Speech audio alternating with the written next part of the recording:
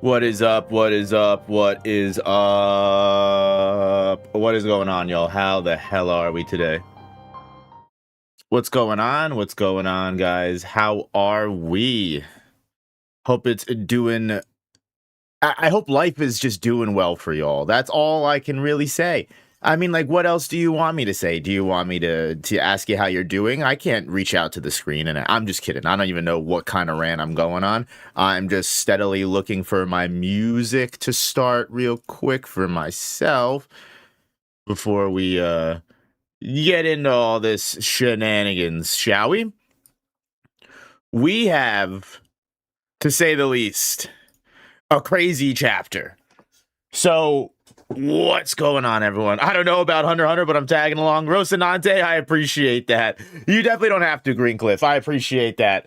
It's going to get a little funky for sure, because this chapter, there's a lot to discuss in this chapter, and these chapters get really deep and in-depth with it, with the story and lore. So listen, I mean, lock in if you want to. I'm not going to tell you what to do, but I will say, it's going to get crazy. For everyone that has been able to parse the chapter together, I just want to say, yeah, everyone is right. This chapter is definitely a huge, exciting chapter to go over. It sets up a lot. It gives us a lot of past things that we didn't know before that change a lot of the perspective of events that happened later. And on top of that, we actually are finally catching up to where martial law is actually happening, which is one of the biggest things that I could possibly get into. But as you guys know, we're going to take it, page by page. I'm going to do my best to go over everything that we possibly can. Furikawa has such a cool ability. Yes, he does. His ability is... I love the way that Tagashi shows the ability for me. That's really what it is. It's just so Tagashi coded and peak, personally. It really is one of the coolest things. Yeah, I completely agree, but I'm happy to see everyone here. If you haven't already, make sure you hit the like button. It helps the stream way more than, my headphones are annoying the piss out of me, but we'll get used to it. So, let's not mince any words here. Let's just get into the chapter, because as always, there's a lot to fucking cover. I have, as always, nothing. Oh, you guys are seeing, I just realized you guys are actually seeing my OBS over here. Hold on. Change that. You guys don't want to see that. Nope, you guys don't want to see that either. Yes, this is what you guys want to see. CTP 909, thank you for the gold coin. Appreciate that love. All right, there we go. Oh, we got it fixed.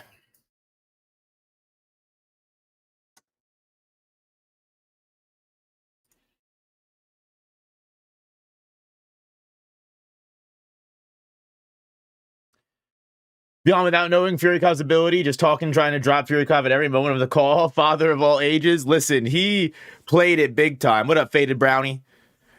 He has become another one of my favorite characters. Like, Benjamin and Beyond have been like the stars of these last couple of chapters in this batch, and I can't say I'm that upset about it because it really has leveled up. Not that Beyond wasn't already an increasingly insane, like, high level of character, but now it's just gotten that much better, like a huge amount of difference better.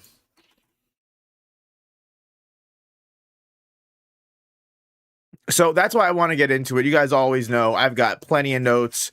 I've got the whole chapter broken down. And I want to make it very clear, too. There will never be a time in history that your boy will be making use of the slop AI translations. And the only reason I bring this up is because apparently there is this big discrepancy in regards to Chamathi's Nen ability. I thought it was pretty simple to understand, but apparently I guess maybe the AI translation made it very hard to understand, because I got a lot of comments last review saying that, like, oh, you use the AI summary, you're so wrong. Next time, like, don't, like, rush and, like, go through. And I'm like, hold on.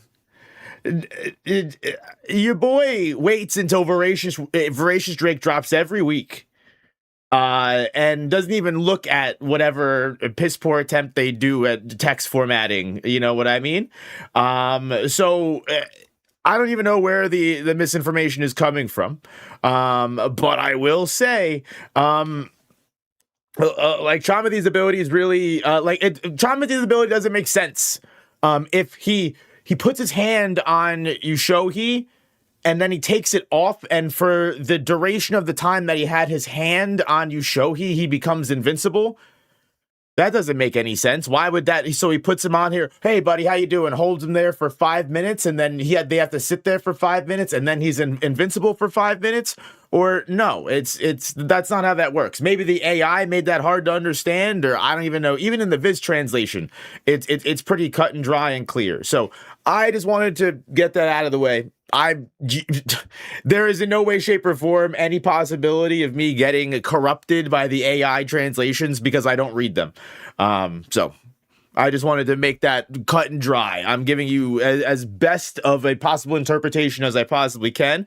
I would even argue that sometimes, not to say anything bad about the official translation, always support the official release. This is not a market substitute by any means, shape, or form. But Voracious Drake tends to be a little bit more thorough and give notes, and I trust Voracious Drake way more. Like if you want to hire somebody, I would hire Voracious Drake of all people. So let's just get into it. Enough of my shenanigans, enough of my my soapbox issues.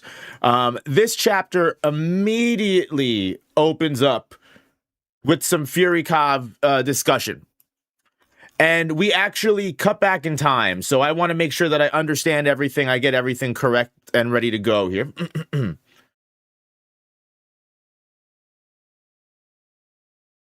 It's good to also have multiple translations for multiple for Hunter x Hunter. I completely agree. I completely wholeheartedly agree.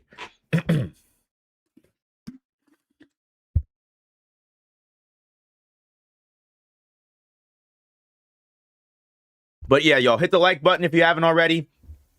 Subscribe if you're new. Thanks for showing up, and let's get the fuck into it, y'all. Let's start this chapter breakdown. Lot to talk about. Let's make sure I'm actually where I want to be here. You guys can see me. Fix the camera. All right, let's go.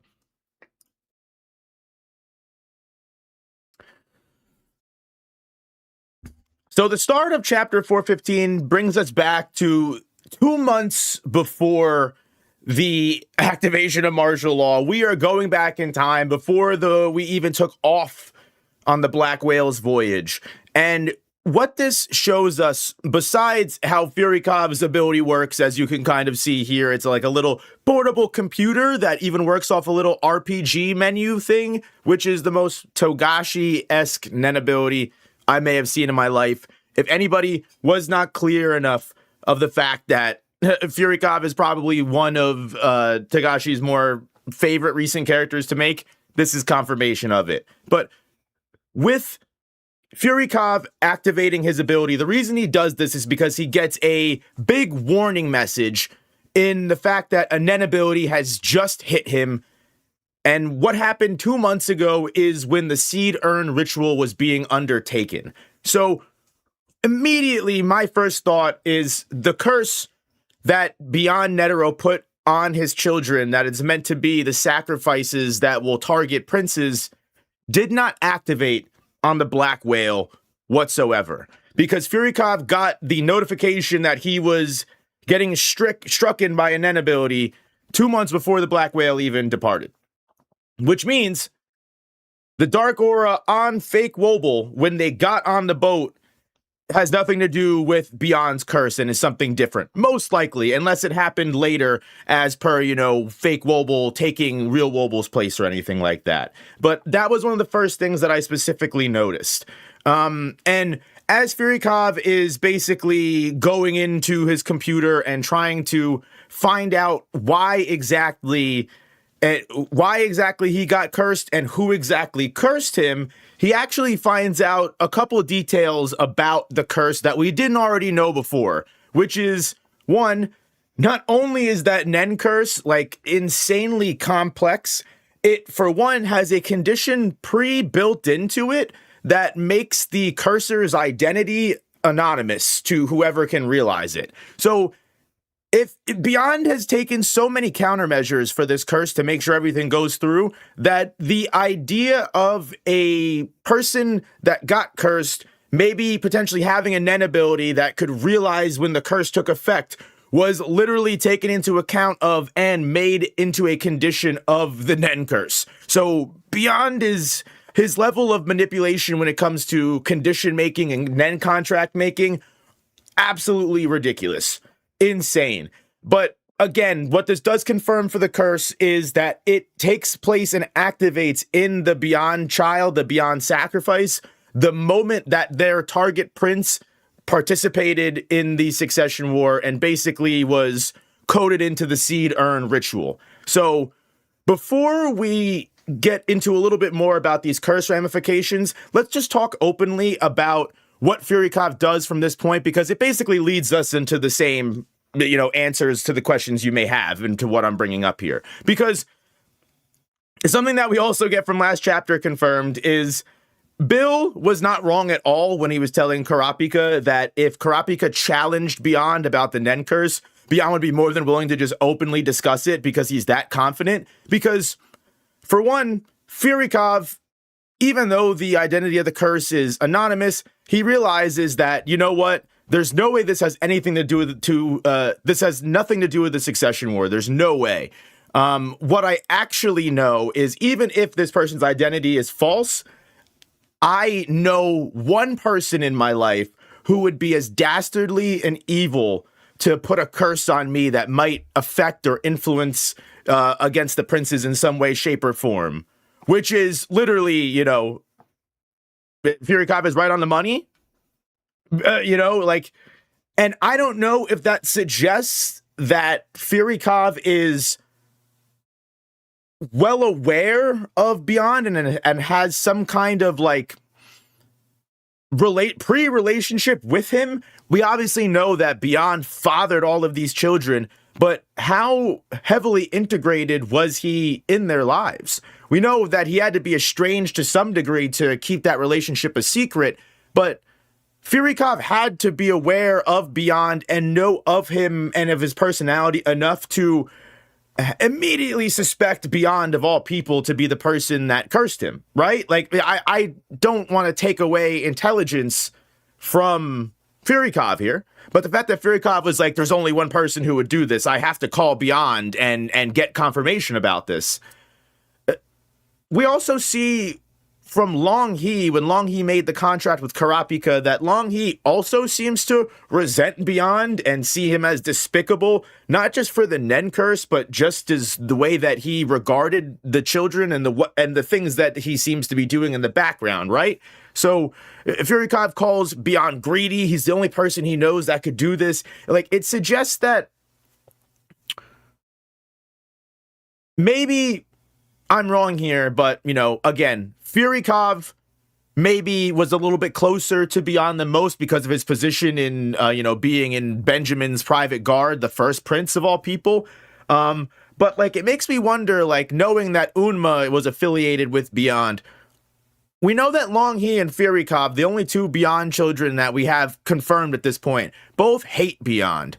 But it makes me wonder, are there any child sacrifices that have been cursed that are actually super cool with Beyond and they're actually on his side entirely and they don't care that he cursed him? They're willing to die for Beyond? Because something that Furikov and Beyond talk about later on is being a pawn and Furikov working for Benjamin. We know that a lot of Benjamin's guards are willing to die for Benjamin. So it makes sense that there would be some of the guards of Beyond that might be willing to die for him, maybe his children. But that's getting a little bit into, headcanon and everything like this, because, again, what makes this very clear is Furikov only found out that this curse took effect on him because of his special ability, Full Metal Alchemist. That's not to say that any other Nen user might be like, oh shit, my Nen activated.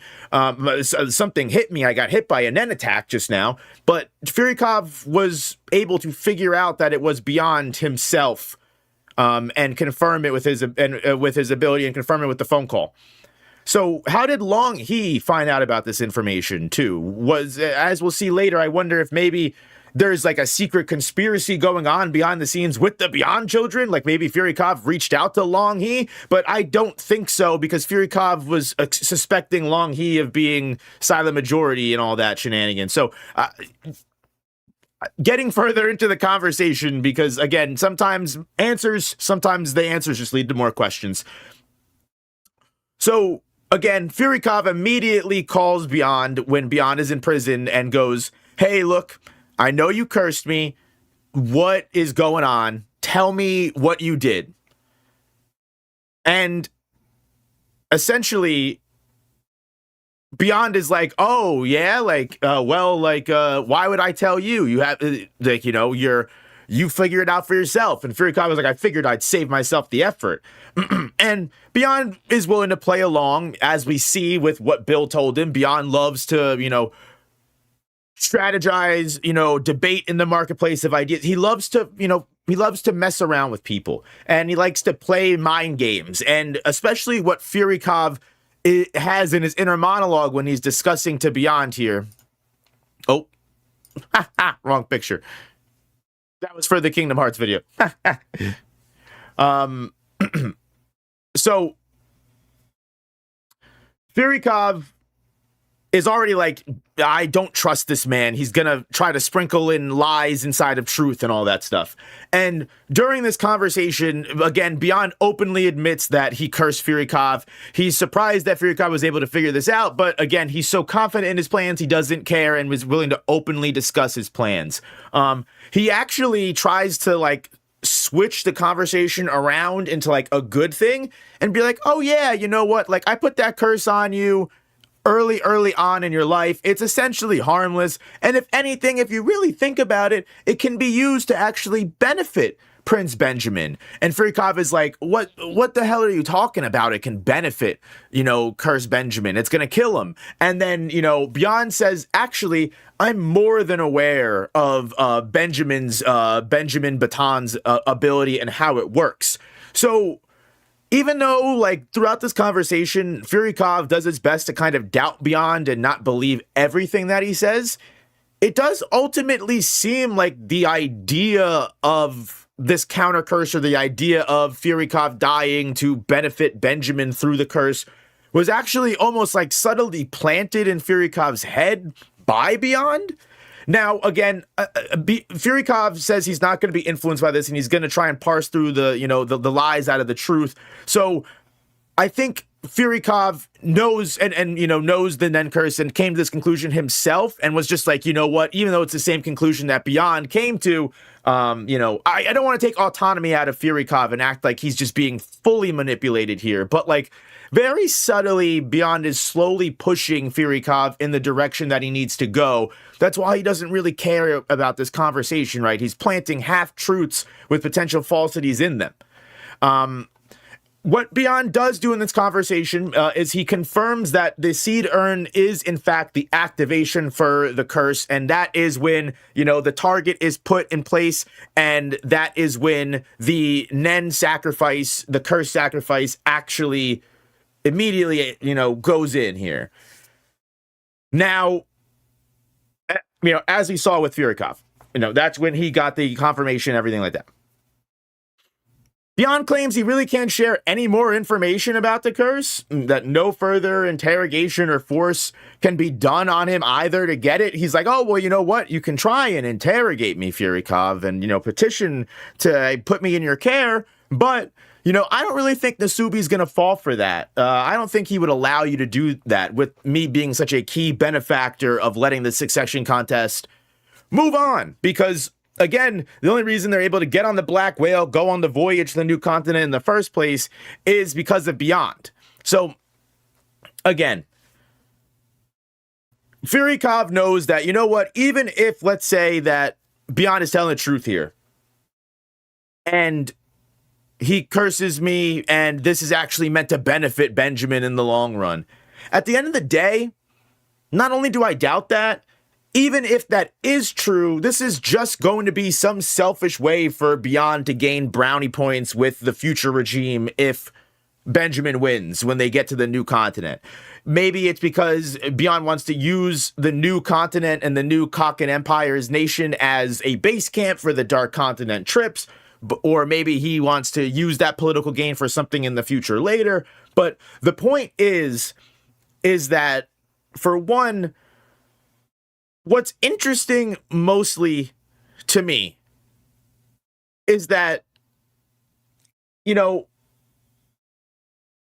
the very fact that Firikov is certain that Beyond doesn't know how Furikov's then ability works, right? So it's not like a matter of Beyond just knows how everybody's abilities work in the military because he's so heavily ingratiated with the Kaken Empire. Like, those things are definitely secrets amongst even the, strictest of militaries.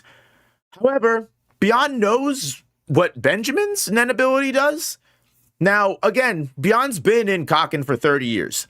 Maybe Beyond and Benjamin have some level of relationship. I mean, we saw them, on the big announcement and the first ceremony together. Like, we know Beyond has been there for forever. We know he has fathered children there. He even knows people like Cleopatra since they were children, who are now, the heads of the Ministry of Justice. Like, this could also just be because of Beyond's affiliation with Unma too, just to be clear. Like, it could be a lot simpler than I'm making it, but I just want to explore every avenue and open these, discussions up to you guys, because, like, while this conversation gives us a lot of context, it also opens the door to a lot of other possibilities, because Beyond really is an interesting and complex person. The whole idea here that Beyond has just been doing all of this for years and has had all of these pieces like chess, like 60 chess. Like, even Firikov here getting a jump on the curse and thinking that he can just use Full Metal Alchemist to decipher and counter the curse here, he tries to apply his ability to Beyond, and he's like, look, I can just, get positioned next to Beyond. I can stay next to him for a couple days, analyze the Nen curse, and craft some gear that will help me defeat it. But the moment that Firikov punches in the data coordinations for Beyond's Nen ability and decides to get an estimate of how long it would take, Firikov would have to be stationed with Beyond for an entire year in order to actually fully analyze Beyond's curse. And on top of that, remember how Full Metal Alchemist Combo Master works. Firikov can analyze that ability, and it takes a decent amount of that duration, but it also takes a similar duration, if not longer, to then craft the counter gear, which Firikov is like, what the hell? Because not only would it take a year just to analyze, it would take 700 days after that to craft the gear and counter and exercise it. Now, Firikov's like, look, the duration could go down, if it's not that complicated of an ability as it seems. But it's insane that it would take almost 3 years for Firikov to actually concretely counter this with his ability.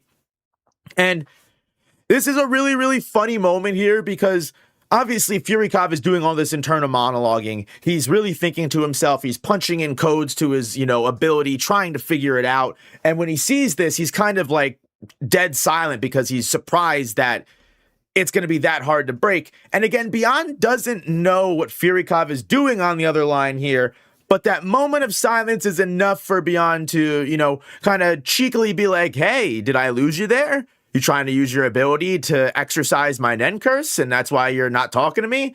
And he goes, hey, just so you know, that curse was installed on you from the moment you were born. It's been siphoning and gaining strength from your aura since the very moment you took breath. So, in a swift moment here, Beyond also explains why the Nen curse is so difficult to exercise. It's almost completely impossible to exercise because the Nen curse has been put into place for so long on these people here. Now, again, there's a bunch of truths here, potentially lies hidden in them as well. So it's important to keep in mind that Beyond is unreliable here. He could be lying. Not necessarily like, again, oh God, I just punched my desk. Not necessarily like lying, but like he could be stretching the truth, lying by omission. He could be employing some level of like subtle manipulation here.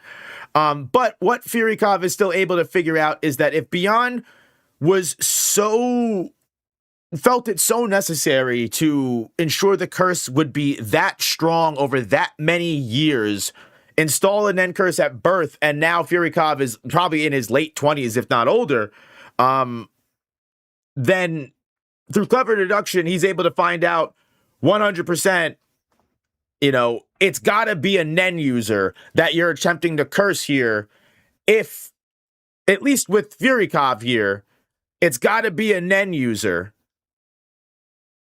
Which basically, you know what I mean?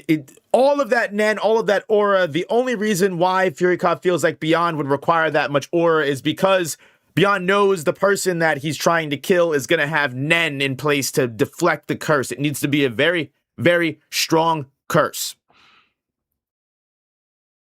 So through that, Firikov basically deduces that it has to be one of the high-ranking princes. There's no way that it can't be.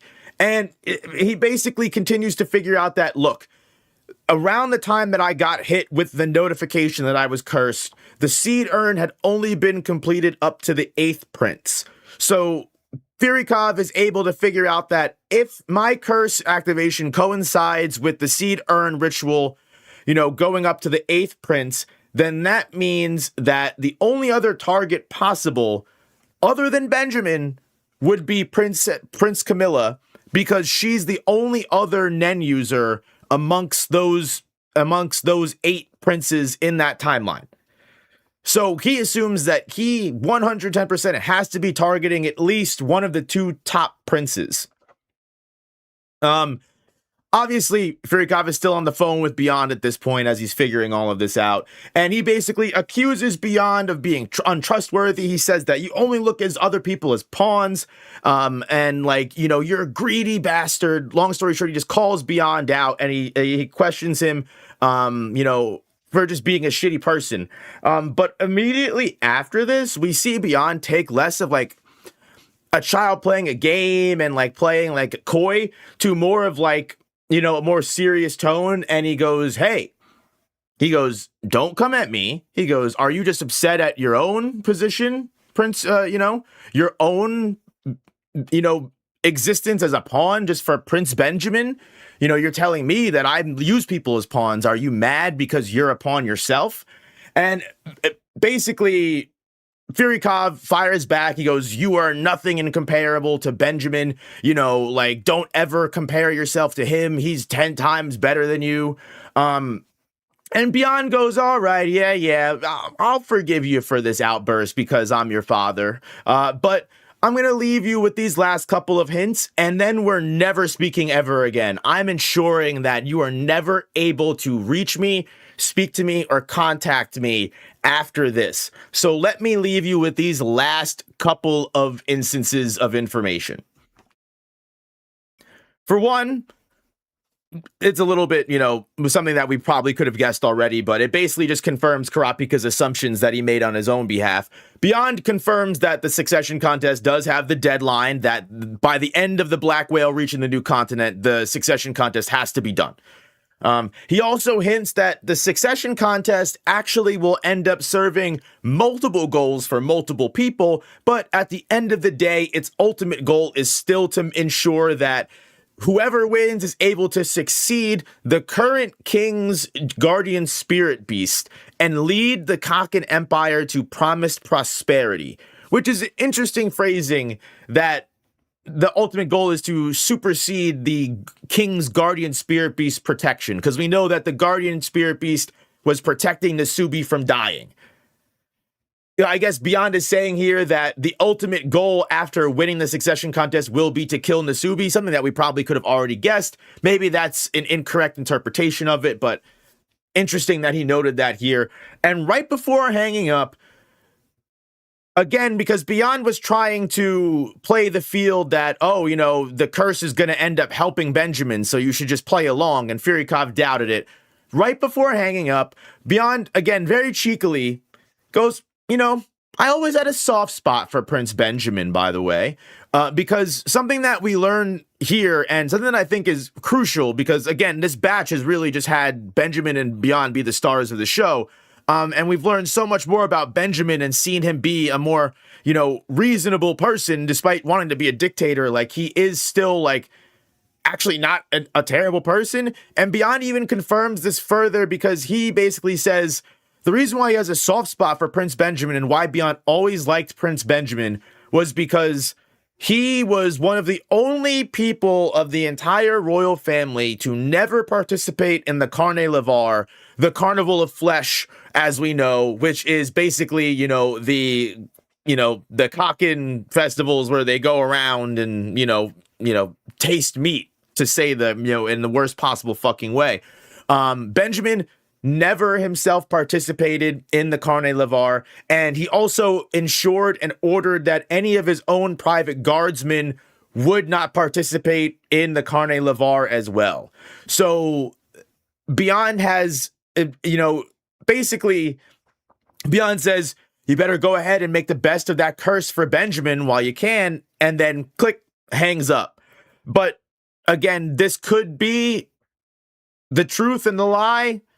This could be Beyond not actually, basically, caring about any of this, but wanting to make it seem more plausible that he's doing this on Benjamin's behalf. We know that whether Beyond actually has that soft spot for Benjamin or not, if he needs to take Benjamin out for his own goal, Beyond will do that.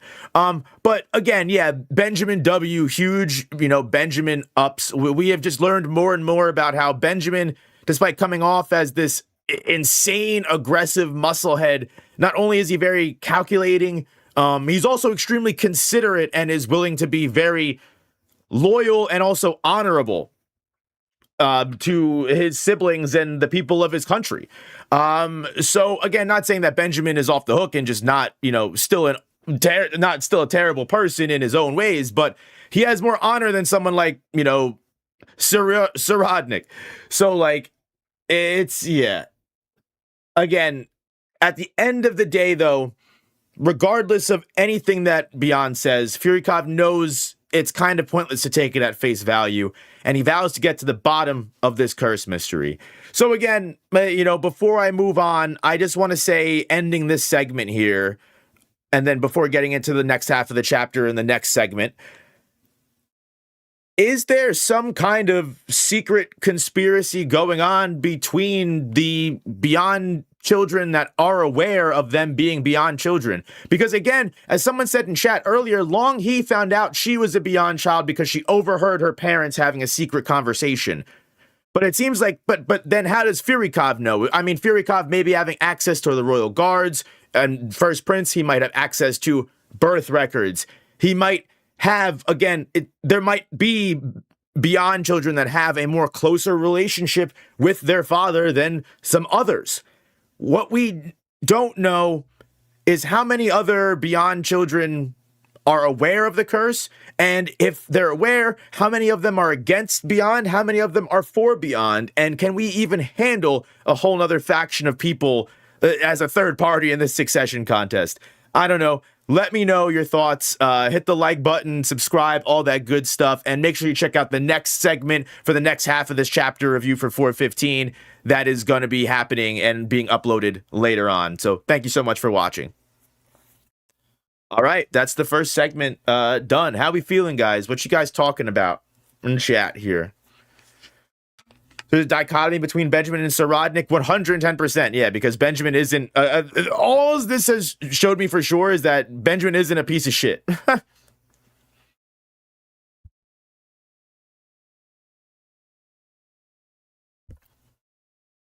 Benjamin is actually cool as hell. What up, Emo Sasuke?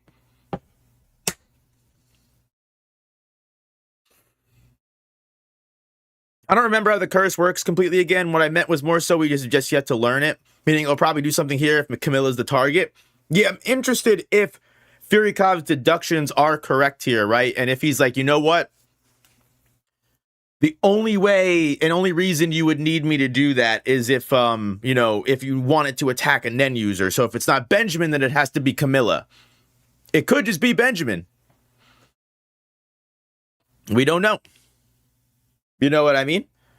We just don't know.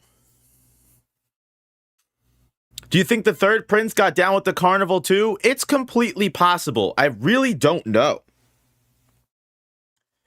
I feel like the third prince, think about it, right? Like, because now, don't take this the wrong way. Let's all be mature about this when I say this.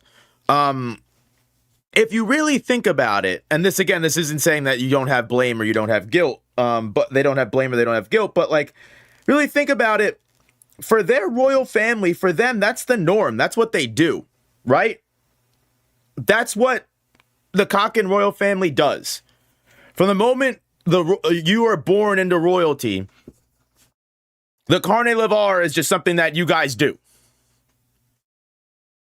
So you have an extreme boundary to break there, which, again, you have to remember that not a lot of the princes, as we've seen, really have like that strong a level of autonomy.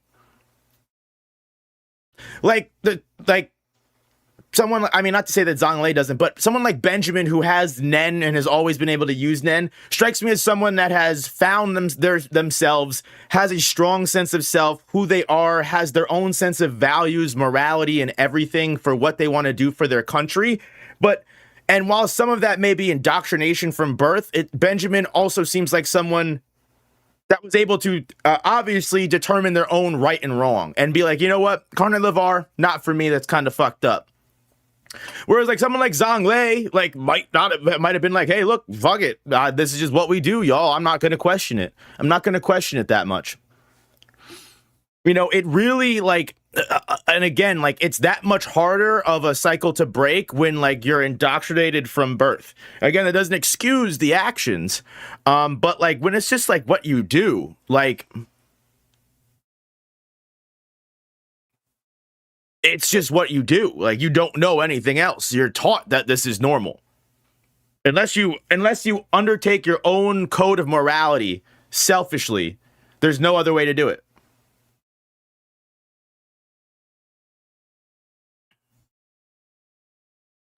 I wonder if the next chapter will shift to Melody and Kaiser. They plan for the assassination of Lazarus. It's possible. It's possible.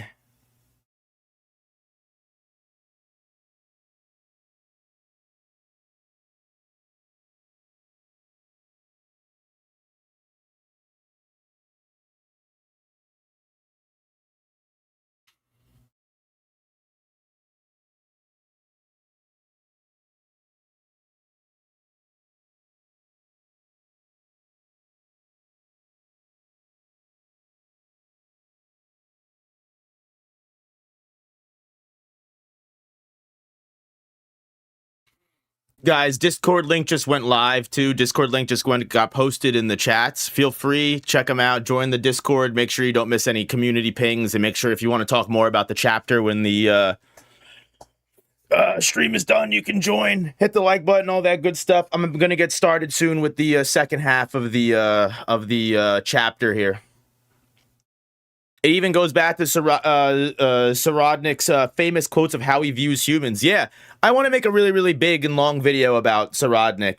He's one of my favorite characters. Him and his own sense of self is why he's a fucking OG.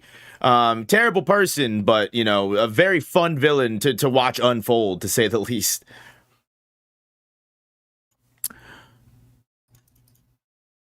So, anyway, let's get into the second half of this chapter, y'all. Thank you so much for being here. Appreciate you as always. Meanwhile, during all this chaos, Camilla's getting a massage, not giving a fuck. So true, dude. The Camilla aura to say the least.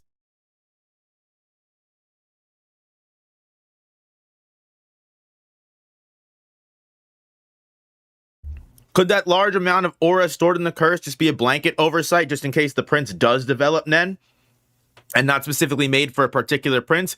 That is true, Nuneza. And that's even what Beyond says to like throw in a level of like plausible deniability, right? He even says himself, he goes, well, you know, you want to just make sure that you have enough Nen to do the job. It's not so much confirming that I'm going to hit a Nen user. And Furikov is like, nah, bullshit. So Nuneza, you're kind of right on the money. Beyond is like, you know, it doesn't necessarily mean that, but that's not going to be enough to satisfy your suspicions.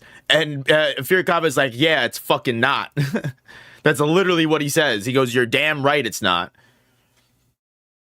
And Furikov also refers to Beyond as a motherfucker in this chapter. He says, don't ever compare yourself to Prince Benjamin, you motherfucker. There's a theory that Loserus has already been killed, hit by an arrow. Maybe the assassination will be them actually targeting Hulk or another member.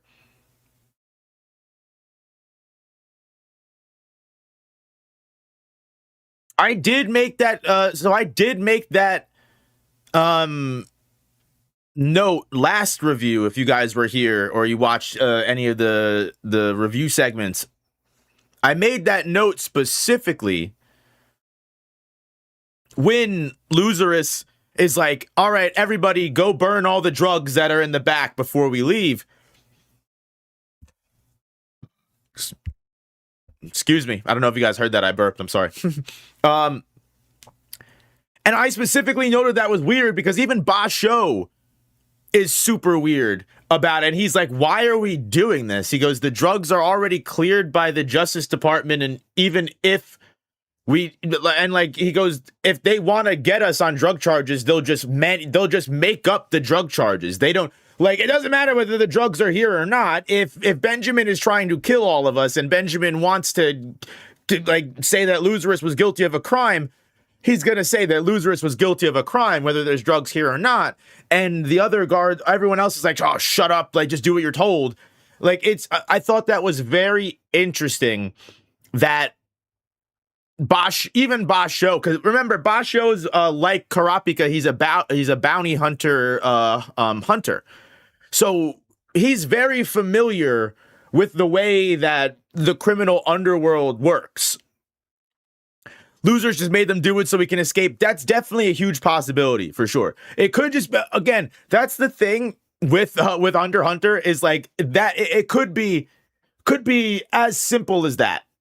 As simple as that. Loserus could have just done it because we know he escapes later on in the chapter. But I think it's very interesting because here's this. Another theory towards Loserus potentially being taken over by Hulkenberg that I also want to bring up before I get into this chapter, actually. Because it's really important. You guys got me talking about it. Loserus in last chapter, Basho also specifically says the prince is sleeping, don't bother him. And the moment that Basho says this, Loserus turns out and goes, nah, don't worry, I'm awake. Like, let's go. Now, could that be as simple as Loserus being the pothead prince? He doesn't want to deal with whatever. He said, Basho, if anybody bothers me, tell him I'm sleeping, when he's not sleeping. He's right there. We can tell that he's not sleeping.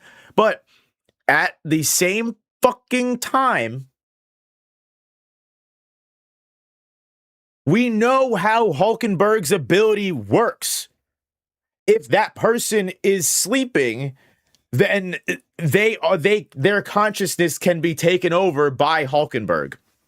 So that presents us with, two options. It's just Loserus, and that's fine. Just Loserus, and that's completely fine. Or, other option, Hulkenberg took over Loserus while he was sleeping, and that's why he's like, oh, burn the drugs. Because that's something that Hulkenberg would do, and Bosch was like, that's weird. Why the fuck would he tell us to do that? We already got the drugs cleared by the Justice Department. The theory about Rice really sells me that he shot Loserus. I haven't heard much about this theory about Rice. I really don't know much about this theory. I haven't heard that, so maybe you guys can fill me in. Sick title, by the way. Yeah. I still don't know what this is about, but it's getting interesting. It goes deep, Rosinante. I told you, it goes deep.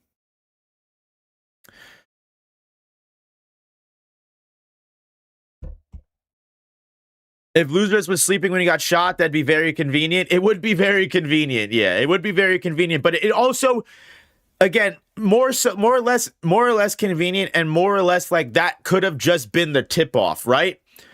I wouldn't look at that as like, oh, we know that if he was taken over by the arrow, that he probably would have just been. I think getting hit by the arrow puts the consciousness in sleep anyway. I just don't think the sleep is permanent. They can wake up. Hulkenberg had to give Balsamico the sleeping pills to make sure that he stayed under longer. And if Rice is a Hulk man, how would he know that Hulk was going to shoot Luz? It doesn't necessarily have to be that Rice was a Hulk man. We know Rice worked for Queen Dwazul, who is Hulkenberg's mother. We don't necessarily know if Hulkenberg has completely said, fuck my connection to Dwazul. Dwazul could also be working for Beyond, who is cooperating with Unma. Like, I don't want to put it past the other queens either. So, again, Rice was a queen's guard specifically. So it's possible he could have been like, hey, bro, it's me, Hulkenberg. Get me the fuck out of here, dude. Get me the fuck out of here. You know what I mean? Or, it could be anything. Again, Losers could have just said, Rice, hey, come on, let's go get the fuck out of here again. Sorry. Choking on my words because there's too much to say. But again, it could have just been it could be just as simple as Loserus was like, hey, Rice, call the Mafia, get me the fuck out of here. We know Loserus has his Mafia connections. It could. I believe Rice is a Hulkenberg follower who took over the body. Maybe. That's also possible. And then killed Loserus. Maybe.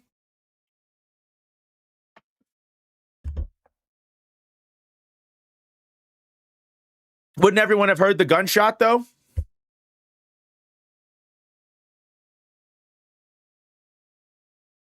Rice just had the silencer on deck.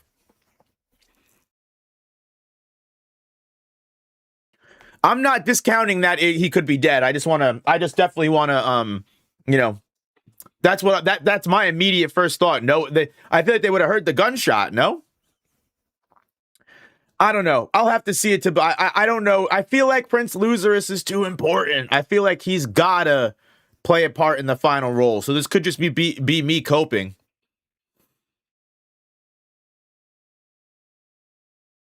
I don't want to be a party pooper, but this is so complicated. I'm absolutely sure someone's just going to say, fuck it, we ball and fight a bunch of people. That's what a lot of people want, believe it or not.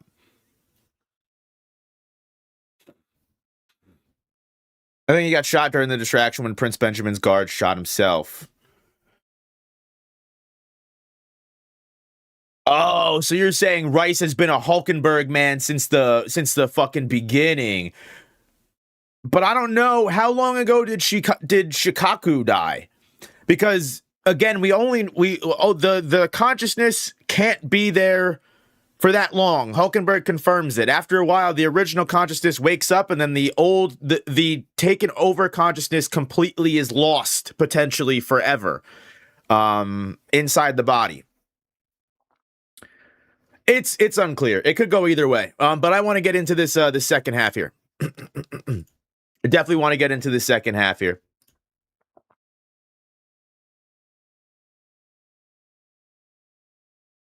All right. Y'all ready? It's about to get even crazier.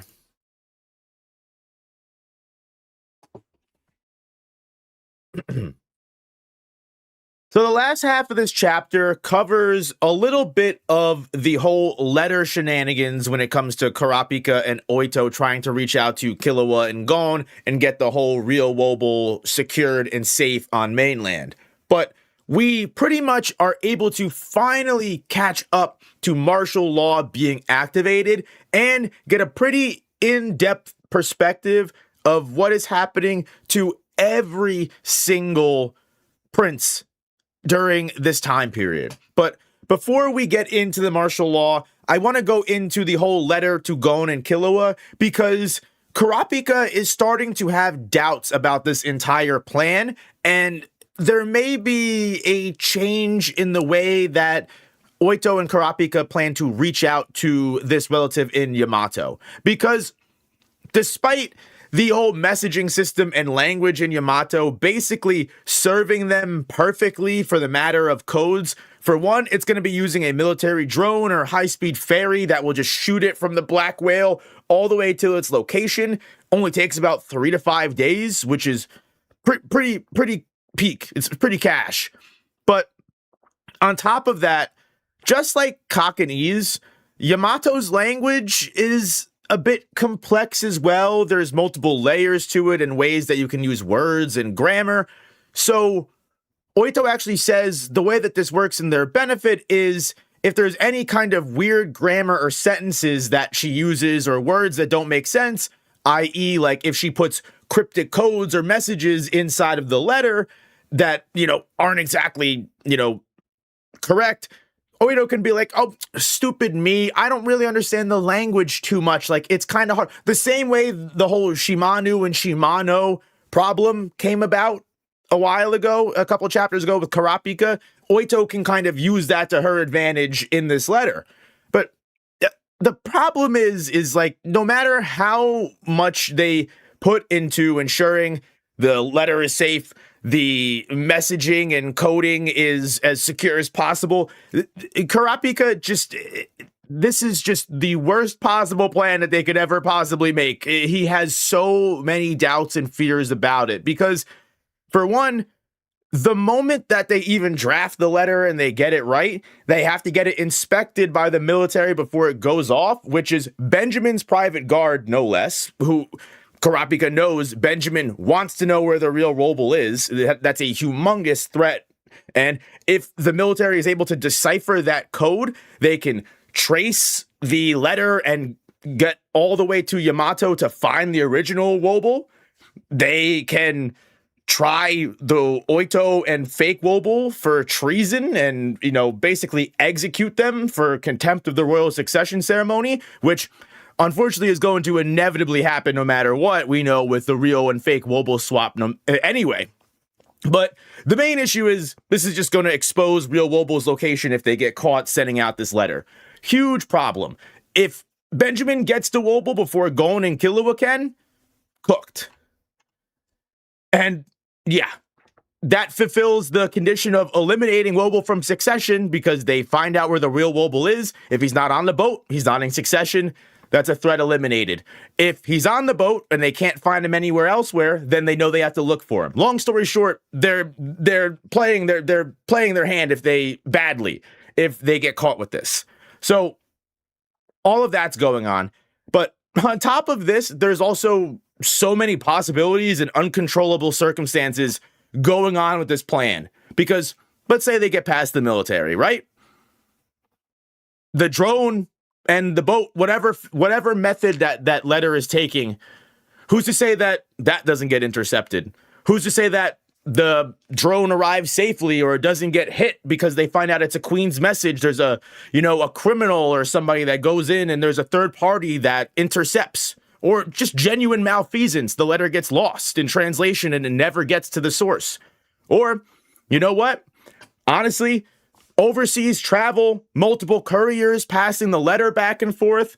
Who's to say that a basic handwritten letter isn't going to get smudged or stained? It's going to get the courier's dirty, sweaty, greasy McDonald's, Burger King finger stains all over the letter, right? So that could make the code that they put in there completely illegible and completely invalidate everything that they've done. Is Kurapika just quite literally quite literally, like, thinking of every possibility and everything that could go wrong.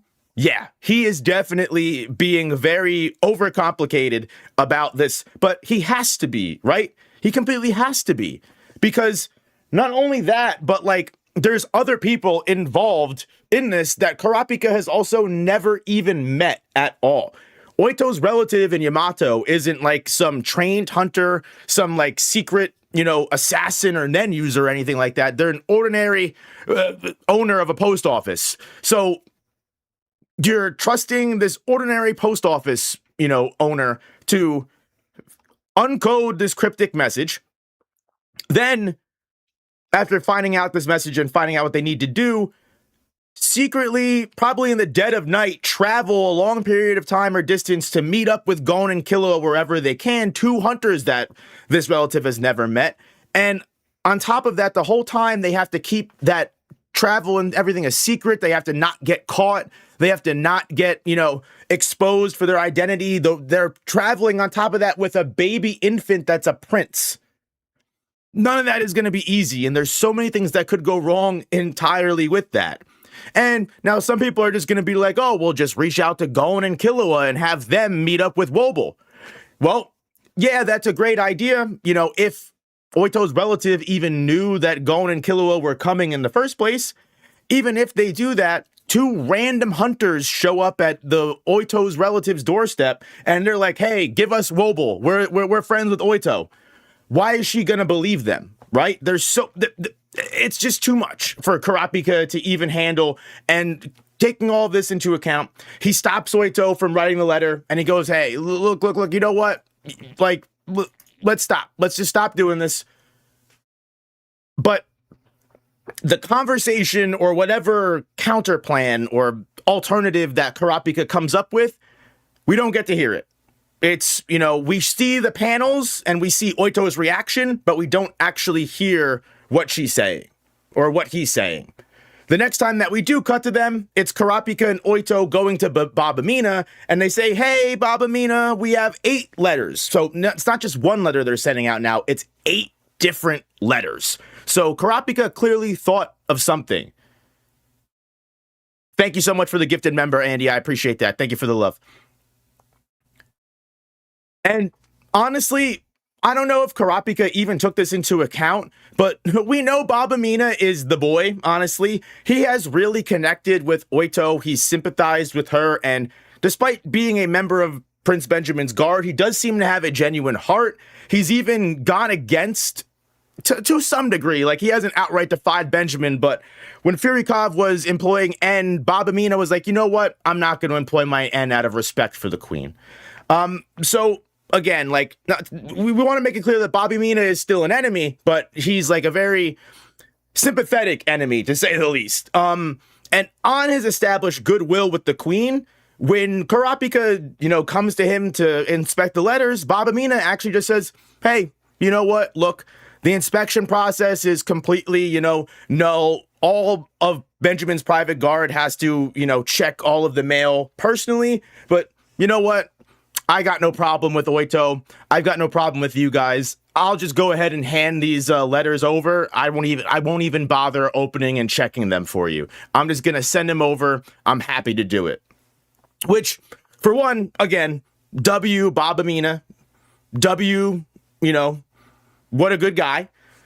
And Kurapika, noticing this, he makes a mental note of it. It's not something that he's like, I'm going to be able to exploit, but it is something that he pays attention to, because he goes, okay, well, if all goods being delivered are going to go through Babamina and he's just going to pass them through, I wonder, that would probably be the exact same process for where if we were to send something physical, like a material package, not just a letter. So Kurapika doesn't come up with a plan at the moment, but he does, again, keep it in mind with a pin that if we actually want to send a physical material package, then we could probably get that through and get that sent out, and Babamina will probably end up not inspecting it. So again, just something to pay attention to if Kurapika does decide to take advantage of that later on. But we will see, obviously, with martial law finally taking into effect and us with, I'm assuming, all of these future chapters actually being able to see and witness what is going to go down during martial law, then you know what, Kurapika might have plenty of other issues to be dealing with. Because again, from this point on in the chapter, like I said earlier, we go into every single POV in regards to martial law. And now this is going to be the difference here between stream and the review segment.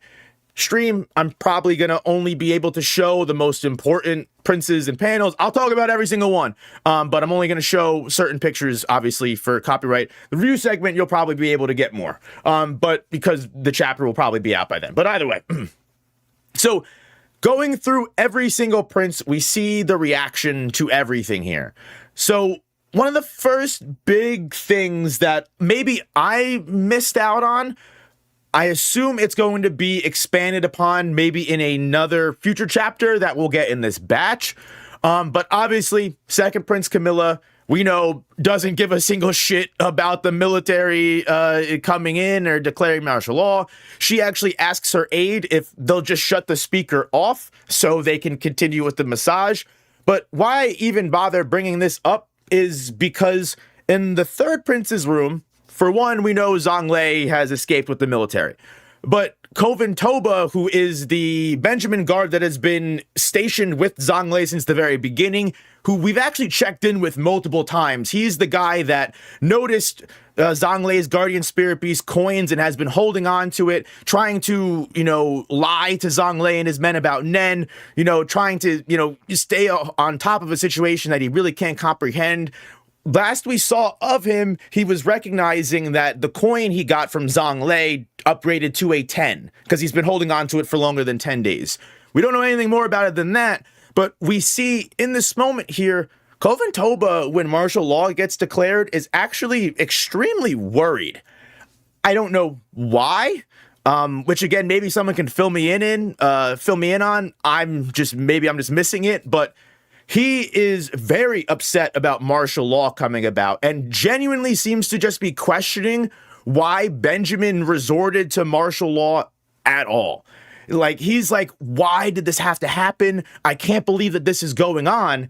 But the weirdest thing about it is, for whatever reason, Kovan Toba, and again, I don't know if this is because of what's going on with him and the two guards right here. Perhaps they're accusing him or going against him, or maybe he's upset that Zhang Lei was able to get away and he can't fulfill with his duty. But either way, Kovan Toba wonders to himself, is this because of the coin? Is all of this because I took that coin? Is this all my fault?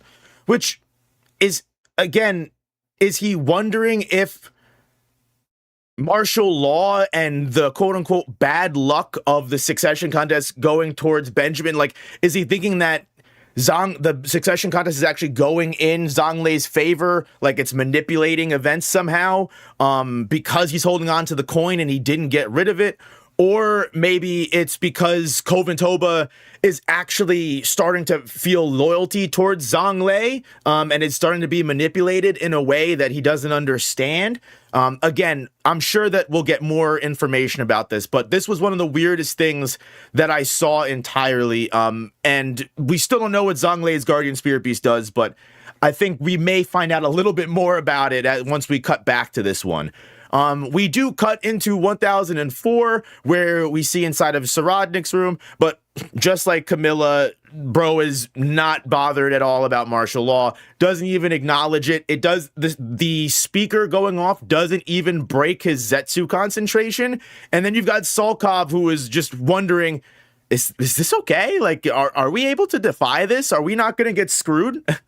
Which I think is just really funny, that the whole time Salkov is just like in disbelief at everything that Saradnik has been doing. Now, the next important POV that we get is someone that we actually haven't seen in a long time. So I was wondering when we might actually check in with her, and that's Tubepa.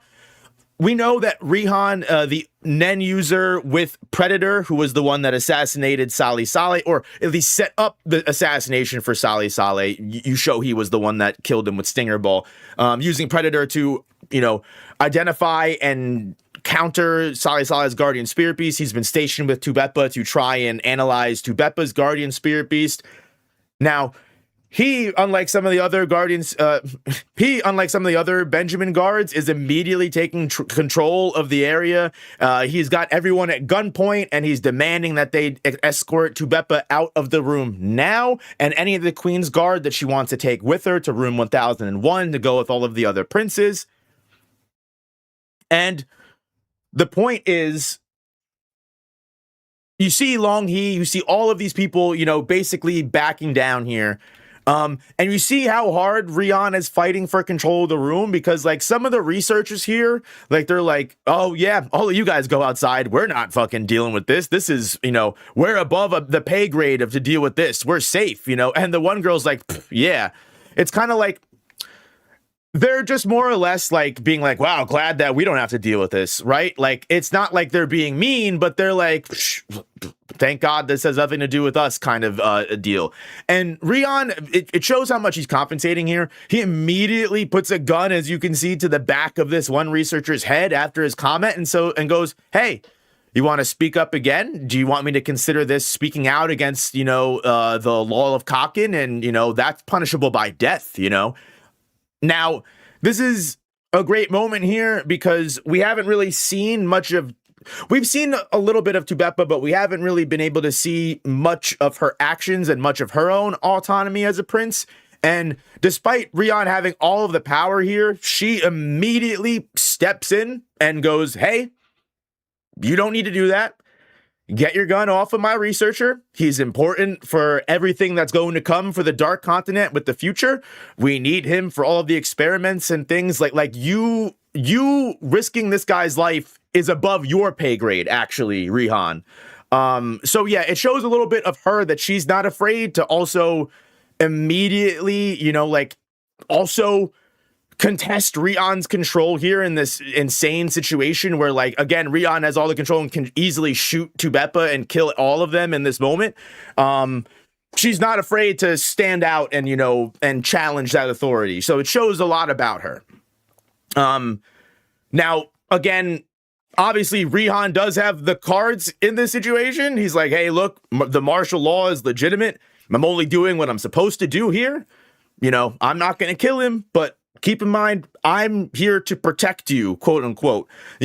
Again, martial law is being declared because supposedly Hulkenberg and Saradnik are being charged of committing nuclear treason and overthrowing the entire empire and nation as a whole. So, like, to be fair, Rihan's words have justification. He knows it's bullshit. We know it's bullshit. But it's still a pretty valid defense. However, Tubepa also knows that it's pretty much bullshit. She is actually, in her internal monologue, completely surprised that Benjamin would resort to such a downright dirty move to try and underhandedly win the succession contest like that. Basically, again, kind of showing that, like, not that, like, hey, look, Tubepa is literally like, wow, I didn't expect him to be this dishonorable. I would have expected Benjamin to fight us all one by one and let the contest, go normally. She's kind of like, this is weird. But this kind of also shows, as someone said earlier in chat, so many intelligent characters. It shows how capable some of these princes really are, because Tubepa's smarter than just, thinking that Benjamin is just pulling a dirty move here. She knows the only reason that Benjamin would do something like this is because he's in dire straits himself for some reason. She doesn't know exactly what it is, but she knows that Benjamin has to have something pressing happening to him if he isn't going about this the honorable way. Everything is fair in love and war, yes, but Tubepa is still like, this don't make no sense. And on top of that, you gotta give her the highlight of the chapter here, because she even calls Rihan out to his face after this, because she's like, oh, you know what? I'm really interested to see where you draw the line between protecting your country and winning the succession contest. Because even she knows, she's like, oh, she's not outright saying it, but she's kind of subtly implying, real convenient that all of Benjamin's guards are going to be the only people that are protecting the princes, all in a confined room under, you know, the protection of our country. I really, she's like, I look forward to seeing, you know, where you really, you know, stand on that one.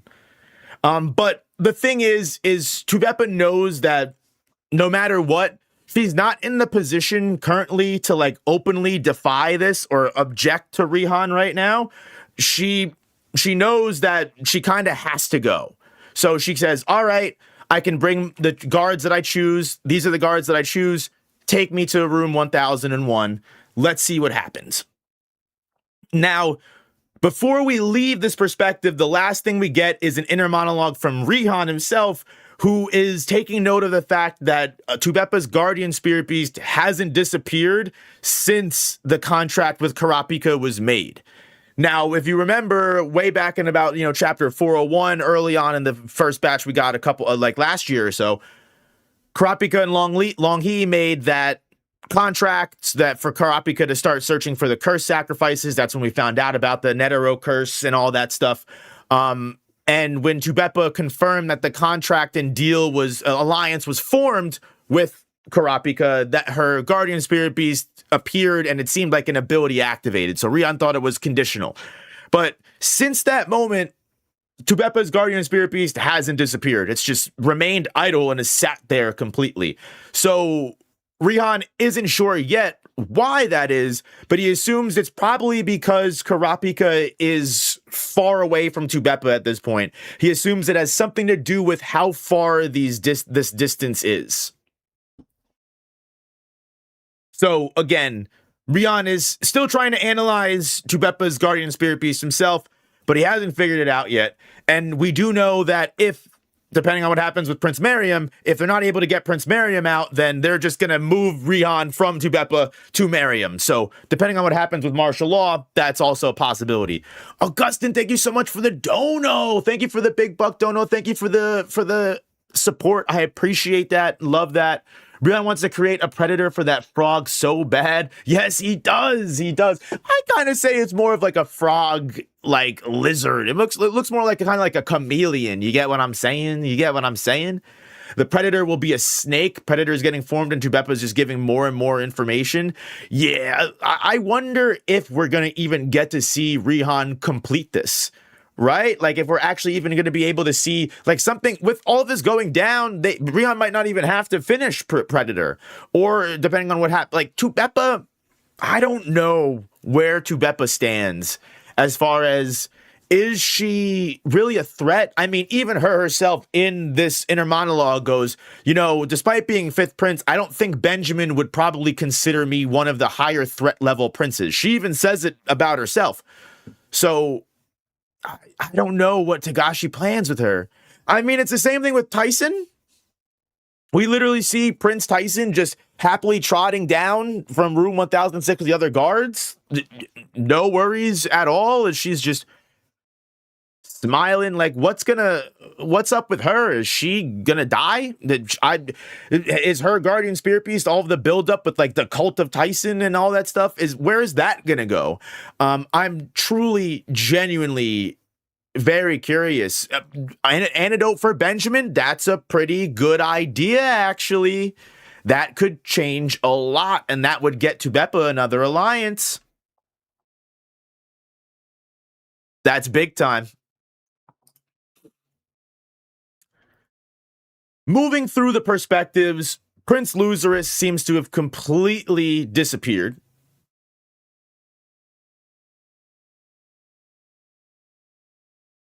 Did I move ahead a little bit? I did. I don't know why that got put in earlier than this one. Either way. Again, we kind of talked about this earlier, but it seems like Luzerus completely disappeared, which, if you remember last review or you were here last stream, you remember me talking about this when it seemed really strange that Loserus just commanded everybody but him and Rice to burn all the drugs and contraband in the room before they escaped.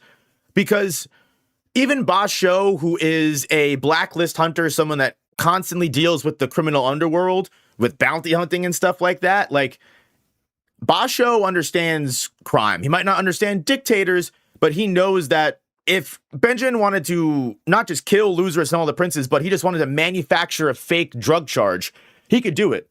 Burning the drugs stands no purpose. Now, does this open up the floor for Loserus use this opportunity to escape with Rice, and that's why he called Rice over while he sent everyone else away? That could have been the perfect time to distract everyone and get away with it. I know there seems to be this theory going around with potentially this was a chance for Loserus to get taken advantage of, because we know Hulkenberg fired a net arrow and we still don't know where that net arrow went. Loserus was supposedly sleeping before all of this went down and was suddenly awake.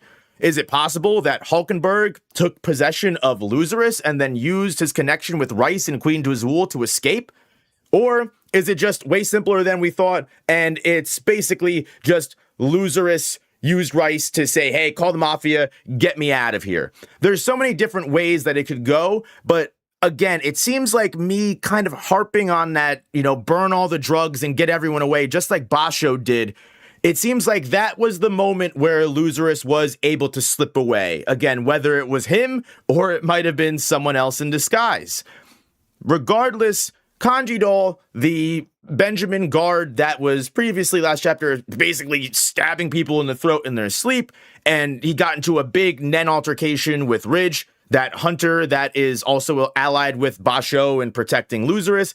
It would seem that Kanji Doll was defeated in that Nen battle and basically was tied up, and they're going to try and charge Kanji Doll's crimes as murder because he got caught before martial law got taken into effect. Remember, last chapter, Kanji Doll was jumping the gun. He was killing people before martial law even went into effect to kind of get a jump on everybody. But if martial law is in effect, that technically means that Kanji Doll just murdered everybody without cause. So even though he was kind of prepped beforehand, that's not how the law works. Now, is that pointless? We know that the Kaken Empire's justice system is definitely, holds some kind of, privilege and kind of bias towards royal crimes. On top of the fact that Kanji Doll even admits and believes this entirely, that no matter what happens, he'll be found innocent because whose word is gonna go further? His? The trusted guard of First Prince Benjamin, who was attacked, and only fought back out of self-defense? Or, the random hunter association guy who claims that Kanji Doll, killed people. He assumes that, not only is he going to be found innocent, he says that by trying to bring this to the ultimate court and charging him for it, they might actually end up pulling Loserus, pulling the Ka'ar family mafia, all of Loserus's guards, everybody they might end up taking down with him for ultimate treason against First Prince Benjamin's guard. So again, obviously with martial law going on, with Benjamin in his own ruckuses, with every prince being taken away, I think everybody's going to have bigger worries to deal with than Kanji Doll's fucking criminal crime case. But again, who knows what's actually going to occur now that we're finally actually getting to the timeline where martial law is going down.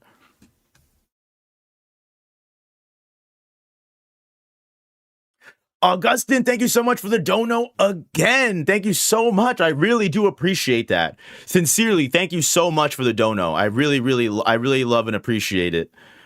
Miranda told us that civilians can't use contraceptives when they have relationships with the princes, so some of the women Sally Sally was with could be pregnant and those kids could inherit.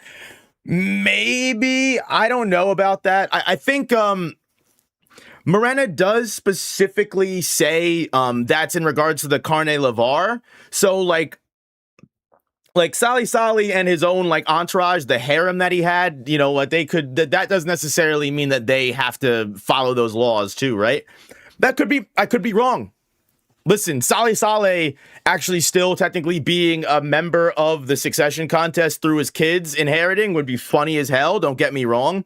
But I think we've got confirmation that his flame of life, quote unquote, already lit in the big giant Nen battery that Nasubi is putting all the corpses into. So we know he's out of the succession contest at the very least for certain. He's already been deemed a loss. And yeah, that one guy who got stabbed and his hand was going up, was he resisting in his sleep? He might have just been resisting. I know exactly what you're talking about. That panel was really weird. That panel is really, really, really weird. I know exactly what you're talking about.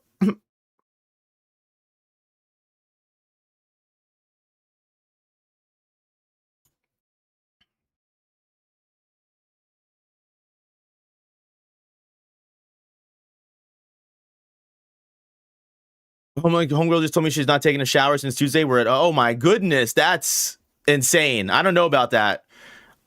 That seems a little questionable behavior. Seems insanely questionable. Intervention worthy almost. Some might say.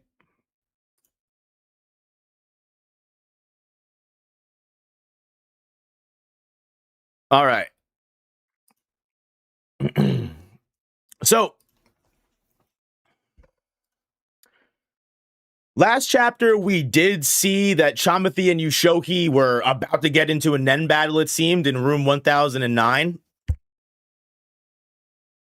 They are actually the only perspective that we don't pick up with, probably because we kind of already saw what was going on. But maybe we'll catch up with them in another chapter to see what actually goes down with that crazy Nen ability that Chamathi is using. But more importantly, we move to room 1011, which we know is Prince Fugetsu, but Queen Psycho is being escorted out of her quarters and into another VVIP area. Meanwhile, Fugetsu is being allowed to continually be detained inside of the quarters of the Ministry of Justice with Kaiser and Melody, which just reconfirms to us that if you weren't paying attention the last couple of chapters ago, Prince Benjamin did basically render Fugetsu a non-threat and made her exempt from all of the matters of the martial law.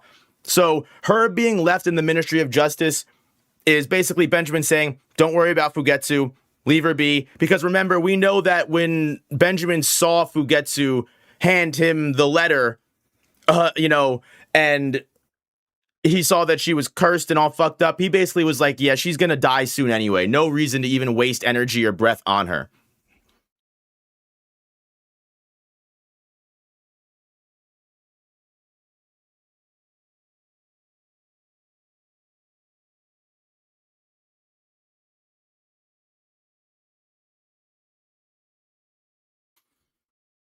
Now, we do cut back 15 minutes before martial law, but this is just to show Biscuit's perspective. I don't think we're actually going back in time again. At least I hope not.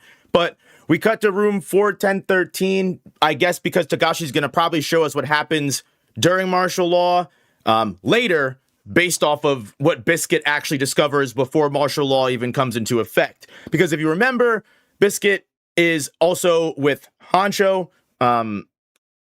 That's his name, right? Hanzo, I'm sorry. Biscuit is also with Hanzo, protecting Prince Miriam, and they are inside that pocket dimension of room 1013 because of Miriam's guardian spear piece, the giant dragon, basically lifting them and keeping them protected from the entire succession contest. Now, we know that there is still the Prince Benjamin guard in the room with them that can assassinate them at any time, and that's why we cut back to 15 minutes before, because Biscuit immediately picks up on the tension of this guy. Like, instantly, despite the fact that he's trying to remain calm, and he's trying to act like, oh, you know what, I'm completely calm, cool, collected, nothing's going on. He is aware that martial law is going into effect. He is preparing for everything to happen. So, Biscuit is able to sense this kind of irregularity in his aura. She picks up on his uneasiness. And instantly she's like, you know what? Martial law is probably about to go into place. This guy is prepping for something big, and I'm assuming that he is going to be ready to try and do something here. I can't prove it, but I know that something big is about to go down. So what Biscuit does here is she weighs the options of following the martial law and having everybody leave the pocket dimension, or are they better just staying in the pocket dimension and hoping that they can stay protected and no one else is going to be able to get in? Because remember, Biscuit's main goal, just like all of the other hunters enlisted by Kurapika, is to ensure that these lower ranked princes are able to stay alive for as long as possible. They don't want any of the princes to die if they can help it. So Biscuit, weighing her options here, realizes that maybe we should stay in the pocket dimension, because she kind of plays devil's advocate in regards to Wobol's guardian spirit beast. Based off of her deductions, because remember, Bellorante was originally working for the 7th Prince, and once he left, he couldn't get back into the pocket dimension. There was no way for him to return. So Biscuit actually assumes that if they leave the room, not only are they going to get cut off from the pocket dimension entirely, if Miriam himself leaves, Biscuit assumes that the Guardian Spirit Beast itself might actually be affected. Miriam's Guardian Spirit Beast might be this powerful because it's a one-time use conditionary ability, which means that the moment Miriam leaves, the giant dragon might actually hibernate and go to sleep for an unknown duration of time and be unusable, or the Guardian Spirit Beast might revert all the way back to a little baby and have to go through its evolution again to reproduce a pocket dimension. And again, that could take another huge amount of time.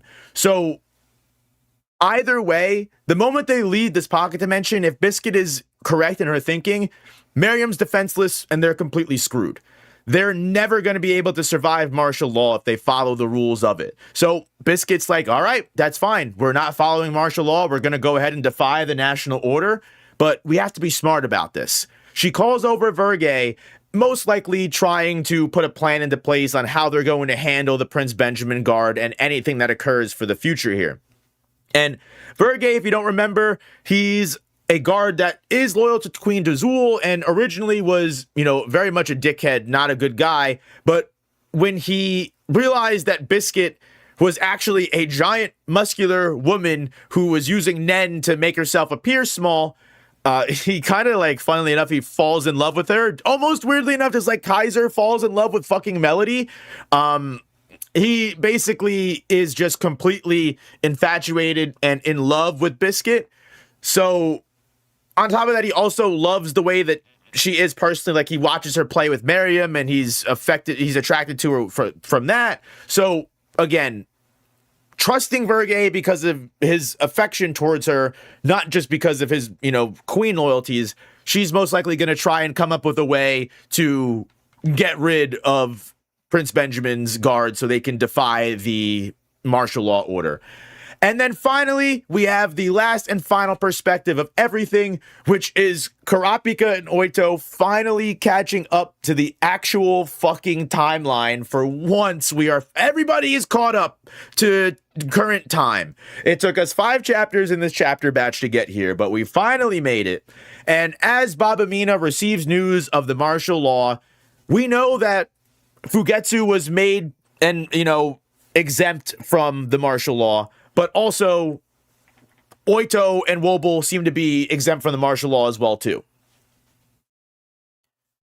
Augustin, thank you so much for the 2 donos. I'm so sorry. I just saw it. Will the succession war end when they reach the false dark continent, or the ship has to arrive to the actual dark continent? The wording just says dark continent and the false will be considered real. I believe it's when they get to the new continent entirely. That's what Beyond confirms this chapter as well, is that it's once they get off the new continent. And then, again, thank you for the donos. I appreciate you. Biscuit is screwed anyways, because if they stay in the room, Rihan will come. And if he enters the room and it is empty, that is a lot of info for Predator. Rihan's the most important character now. Again, depending on what happens with Tubeppa, right? But yeah, Rihan going to Miriam is definitely their worst possible scenario, because Rihan would be able to deduce what's going on pretty quickly and come up with a way to enter the pocket dimension, which would not be good for them. So yeah, I think Rihan is definitely the biggest threat, which is why Benjamin sends him after after Miriam if they can't get into the dimension.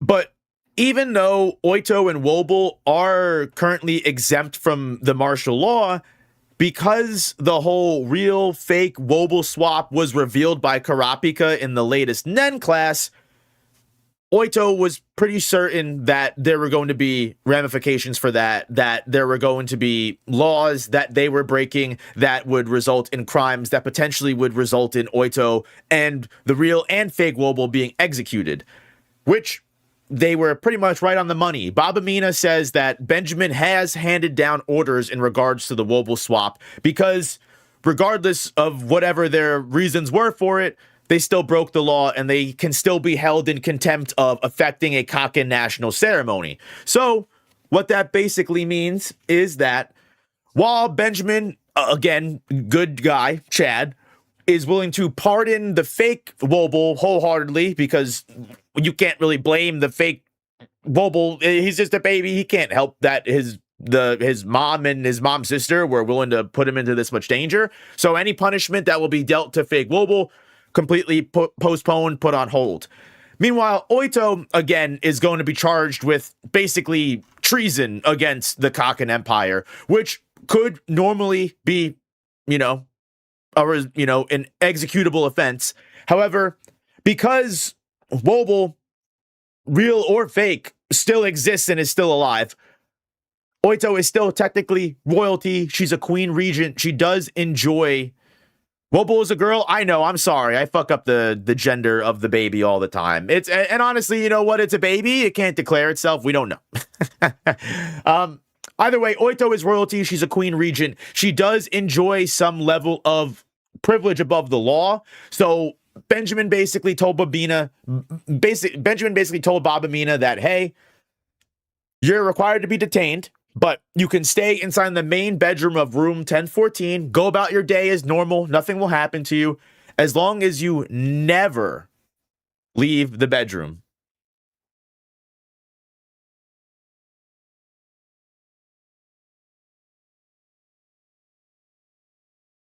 At least until Benjamin can get confirmation on whether or not the real Wobble is a participant or not. So what this does is it means that, sure, they're exempt from martial law currently. Oito is basically stuck in a room, which I don't think she was ever planning on leaving her room anyway. But she's confined into her room for certain now. She cannot leave. At least until Benjamin gets confirmation on the real Wobble actually being on the boat or not. Because, again, keep in mind, as Karapika assumes earlier, Benjamin is never going to take their word on the real Wobble being off of the ship. If the real Wobble is somehow secretly still on the ship and they get to the new continent without killing the real Wobble, the succession contest is fucked. And even if Benjamin gets this far and wins everything, the whole ritual could be null and void and he'll just die. So he needs to make absolutely certain real Wobble is not on the ship. So Karapika assumes that not only is the martial law probably being used to confirm that, he assumes also, just like Tubepa, that despite that, all of this is really weird. All of this is going on very fast. There's no way that Benjamin would be that worried about the boat's timeline, and just enact a martial law like this. Just like Tubepa, Karapika is smart enough to know there's got to be some kind of big reason behind Benjamin acting so haphazardly and hastily, which, again, it shows Karapika's intelligence. Maybe some people might even theorize that it might be because of the contract that Tubepa and Karapika make, that because Tubepa came to that conclusion, Karapika might make that conclusion. But I think it's just overall regular intelligence. This gives us where everybody is currently when it comes to martial law. And hopefully from here on out, it's just letting the events play out and take it from there. There are so many things going on. I might actually have to make a separate video, basically catching everybody up to where everybody is outside of this as well, and making sure we're all caught up with the events that might actually go down. But from here, this is the end of the chapter. So let me know what all of your ultimate thoughts are in regards to this. If you missed the previous segment in regards to Furykov's discussion with Beyond and what that means for the Nen curse, definitely feel free to check it out. But I appreciate you so much for watching, and hit the like button and subscribe if you want to see more Hunter x Hunter content. I appreciate you. So that's the final segment. And believe it or not, this chapter, despite being super duper information filled, I actually for once don't have a follow-up third segment. So for once I'm stun locked. For once I'm completely stun locked. But let me know what you guys all think. If you haven't already, hit that like button. Please hit the like button.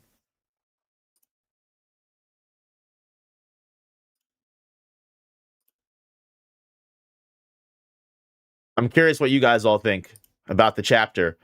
Also, if you have not already, join the Discord.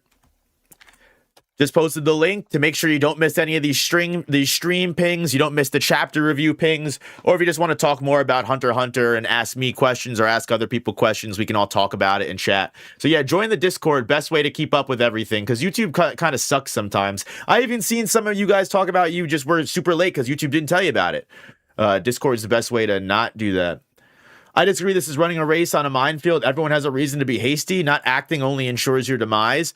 Well, I think it's more so like Benjamin is doing a very dirty move by bringing everyone here into the succession, into the one room and slaughtering them all with martial law. And I don't think that everyone is like questioning the liability of it, and that like Benjamin, they're not like, is Benjamin really doing this? I think it's more or less like they're in disbelief that Benjamin would resort to playing the succession contest this way, because up until this point things were progressing kind of slow, right? And because there's a month and a half left, they still have plenty of time to do things. Again, technically speaking, you know what, like the Guardian Spirit Beasts can't go after one another. There's multiple things put in place. This is more meant to be a political game than it is meant to be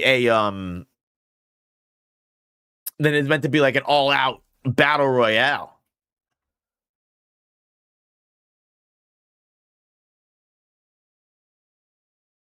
Only Atu in the ship that could prove Woble's not in the ship is Partner Finder that Crollo has if he tries to find Woble.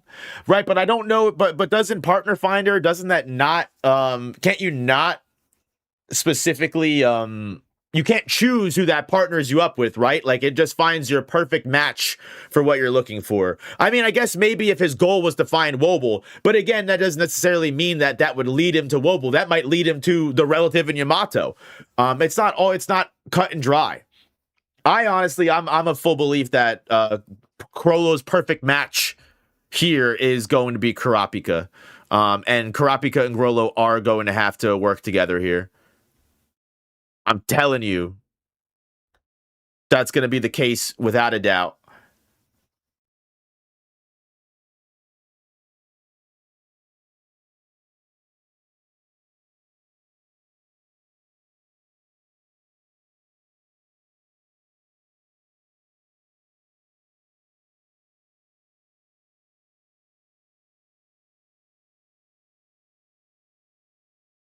Benjamin's character is going towards a more positive, good guy direction. I don't think he'll kill him just for no reason.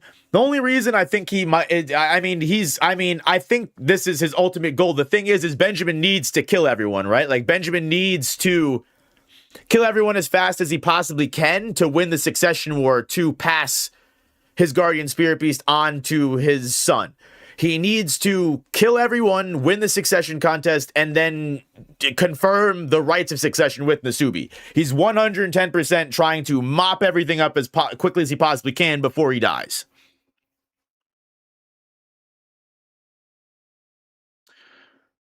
So I think he kind of has to kill everybody here in order for his plan to work.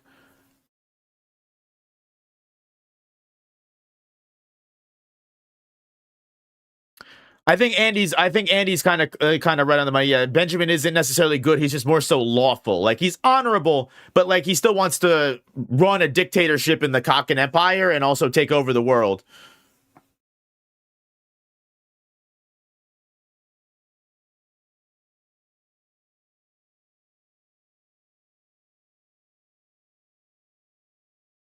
I wonder if we'll see Krollo's reaction to martial law, seeing as he was on his way to tier 1. Exactly. I think that will be one of the most interesting things to see how Krollo ends up. Krollo was basically like, I've got to get involved in the succession contest in order to find out what's going on with these sacred regalia. So crazy.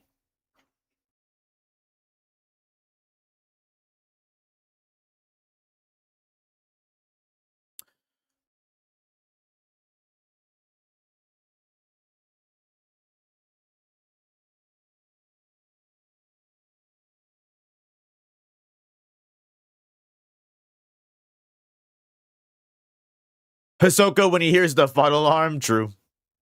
Just can wait to see how it all plays out. Can't picture it, and that's a good thing. Yeah, I completely agree, Born Again Gamer. Like, that is that's the best part about it, is every chapter is like unpredictable. Do you think Leorio and the chairman girl of the Hunter Association could heal Benjamin? Maybe they could have saved him, but he was too shy to ask. I don't know. I do like the theory that was put into place in chat earlier when someone said Tubepa might be able to offer Benjamin an antidote. I think they were cooking with that. I think that actually is a pretty reliable thing to say. I actually kind of really, really like that one.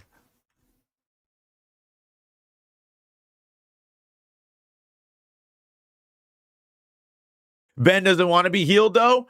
Yes, but it's also important to remember that, like, he's doing a lot of this because he is going to die. And he needs to die a specific way. I mean, that does go with the counter curse. Yeah, you're probably right. Yeah, Benjamin does want to die because that's the whole thing with the God thing, right? So yeah, maybe the antidote doesn't necessarily work. It sounded cool, but in practice it sucks. No, I'm just kidding. It was a cool theory for sure.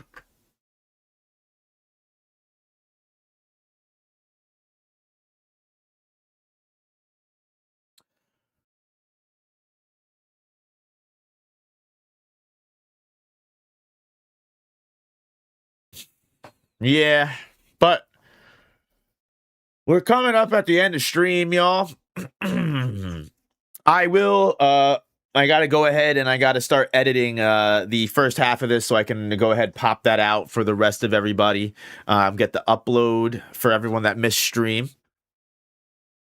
Borkson is definitely killing Zhang Lei. Yeah, remember the Hei Li still has a lot of shit to do.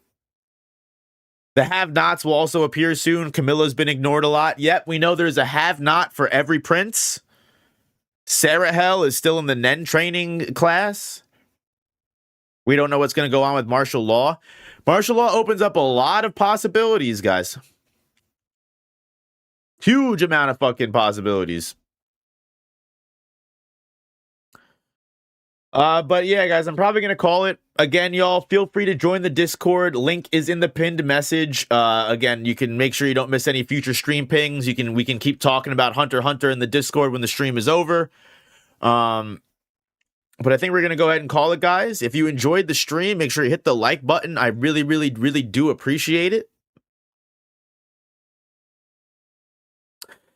Yeah, we still have to catch up with the Phantom Troop. We still have to catch up with the Phantom Troop as well. We don't know what they're actually doing with in going into the martial law either. They're right now in between floors of the ship, so.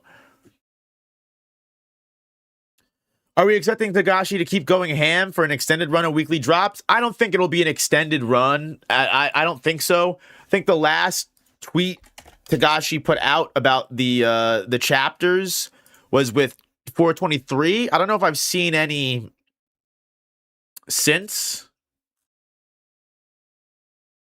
432 character inking completed, 433 character inking started, which was on July 10th. So 423 was the last manuscript. So we haven't seen him put out any new manuscripts yet. So right now he's still only 3 chapters done with the next batch.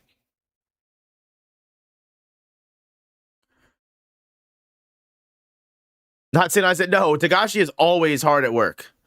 You can follow Tagashi on his Twitter. But Tagashi usually gives us pretty casual updates pretty often. Like this is the last tweet he shared, which was 2 weeks ago. Again, keep in mind he is wholeheartedly like, you know, going through back issues and, you know, going through a lot of things with like treatment and everything to keep up this pace. So, and then I think last time he had to take a little break because he chipped a tooth and he had to get a new tooth installed. He had to get like a fake tooth. So like there's like, you know, keep in mind he's got a life too, but he is steadily working whenever he can. But yeah, as of the last tweet he's made, the last chapter he has completed is 423.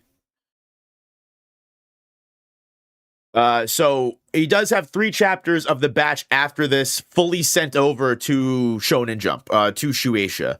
And he does have most of the character inking and all of the, you know, blueprints and storyboarding and everything done up until I think like 434 or 435.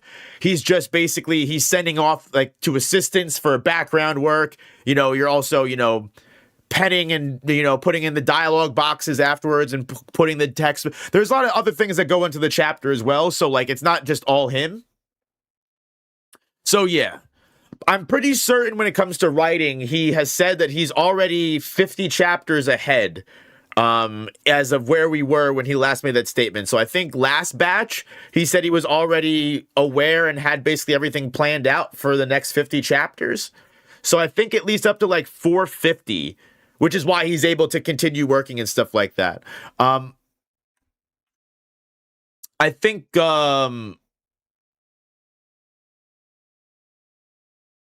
there are, yeah, you know, I kind of lost my train of thought entirely, but yeah, he's way ahead. He's way ahead when it comes down to it. He's just got to actually put the work in. So he's always doing work. He's always doing stuff, always putting in stuff.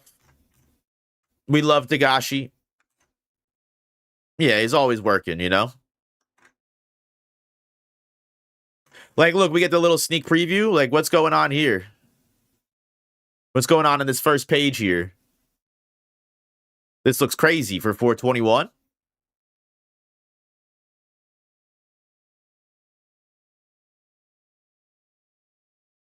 Number 427. He's way ahead. He's doing shit, you know? He finished this batch on February 24th. February 24th, he finished this batch. And now we're getting it in July. So took Shonen Jump about 4 months or so, 3 to 4 months to fast track everything. But yeah, look at that. Oh, Hiei confirmed. Why is no one talking about the disappearance of losers? Doesn't that kind of confirm Hulkenberg took his body? We talked about it a little bit in the previous, in the stream earlier. It definitely could mean that Hulkenberg took over Losers, but it could also mean that, like, he just said, hey, Rice, get me the fuck out of here, call the Mafia, and let's go. We don't necessarily know exactly where Losers is at all right now. He could just simply be with the Mafia. I think it's important that, like, again, I want to stress that, like, while I love the theories and while I love complex Hunter x Hunter, some things might be simpler than they appear. It's important to also bring up multiple possibilities. I don't like talking about theories as confirmations. I like talking about theories as possibilities. But yeah, y'all, I appreciate you guys all coming into the stream. I love you all. If you haven't already, please hit the like button. Also, one thing that I want to bring up before we go, I was surprised. Someone in Discord sent this to me, showed this to me, or brought this up to my attention the other day. Some of you guys don't realize that this is the second channel, not the, like I have a main channel.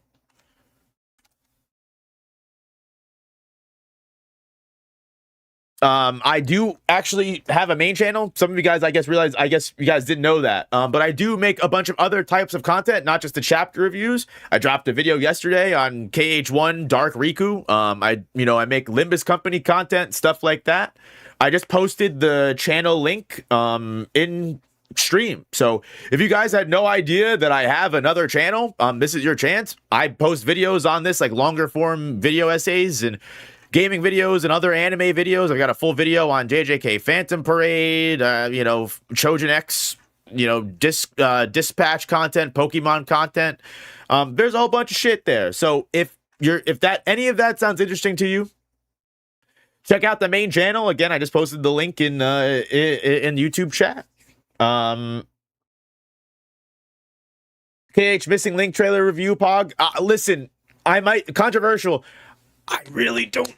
Maybe it's just copium that I don't want it to be real. I don't know, man. I think it's so weird to me that the missing link leak trailer, people have uploaded it, have monetized the upload, by the way, and are getting hundreds of thousands of views on it.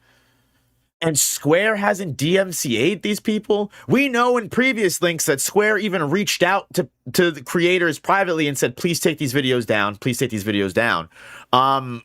So, like, it's just weird to me. No announcement. No, like, hey, we had a leak. Sorry, guys. It's so weird. I'm not saying that it's AI.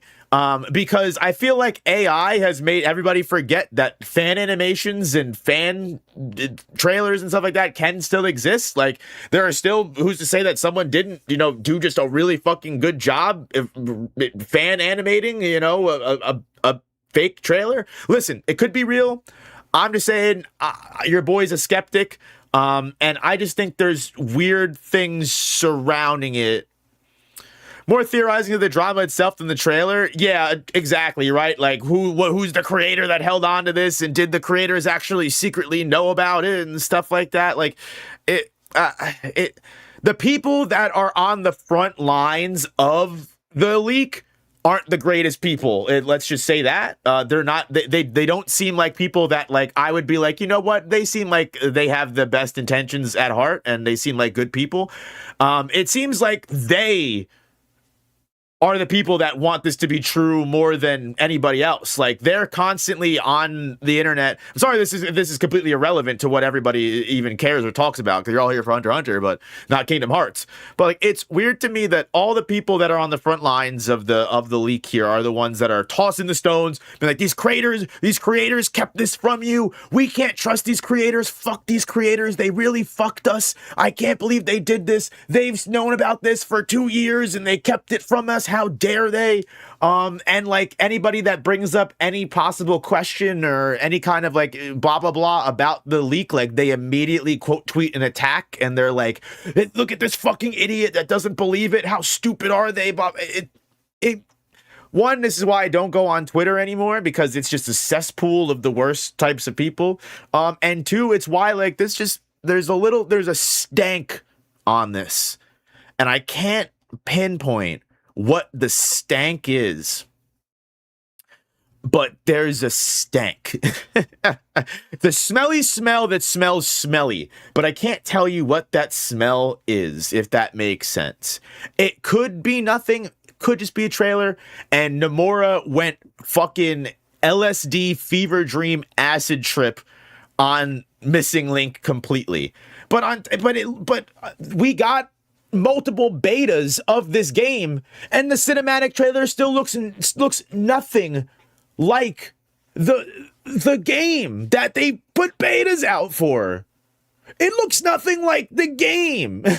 The beta of the game has regular dark sides in it, not Kingdom Hearts 4 dark sides. There's not a spacesuit in sight for the beta. You're telling me that the spacesuit, I'm sorry, I'm on my soapbox and I'm freaking out now. You're telling me that the spacesuit, the Keyblade wielders in spacesuits, was so important and integral to the plot line of Missing Link that they put it in the goddamn opening trailer, the opening cinematic of the game.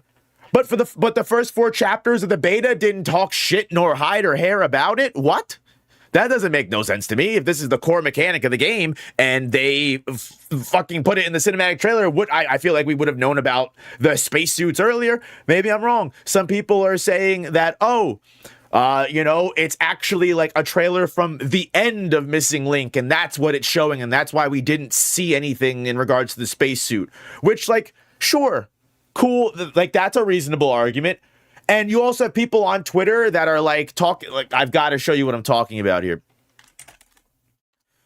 Some people say it might be KH4 stuff. Actually, now, Tails, I would believe that because I said this to Prodigy. Prodigy isn't in chat, I don't think. I don't think he's here right now. But I said this to Prodigy when he showed me the leak in the first place. Like I said, like, if you told me that this was Kingdom Hearts 4 content, I would believe you, and I'd be like, damn, they leaked Kingdom Hearts 4, like, that's crazy. They leaked secret, images and stuff. This tweet is exactly what I'm talking about. Like, if you, Tails, I'm glad you said that because I fully agreed. Like, I'm like, the fact that this is Missing Link is where I think that it's weird.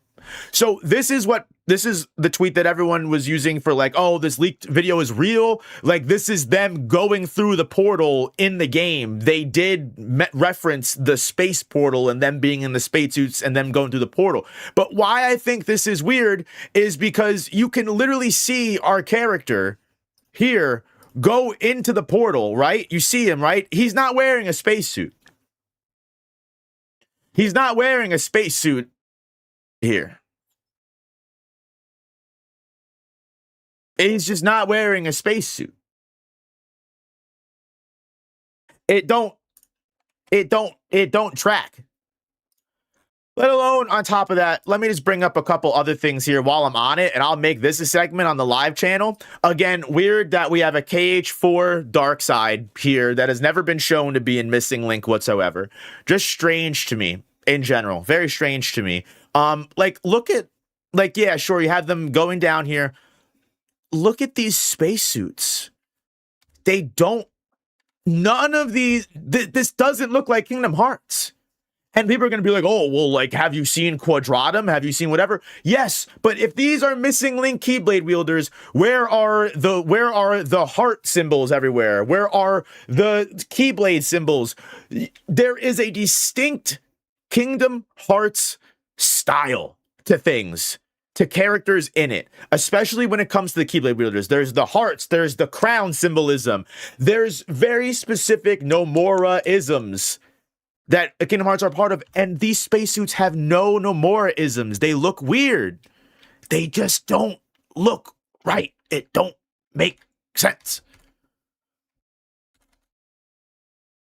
Let alone, they're all fighting with the Starlight Keyblade, and it's revealed to us in the beta, the real beta of the game, that the Starlight Keyblade is an ancient Keyblade that's no one uses. Do they all just get Starlights at the end of the game? Again, if this is an ending cutscene, then that might track. But even in the beta, they say that the Starlight is one of one because the player is the only one that has it because they haven't seen that Keyblade in forever. It doesn't make sense. Where's Disney? Thank you.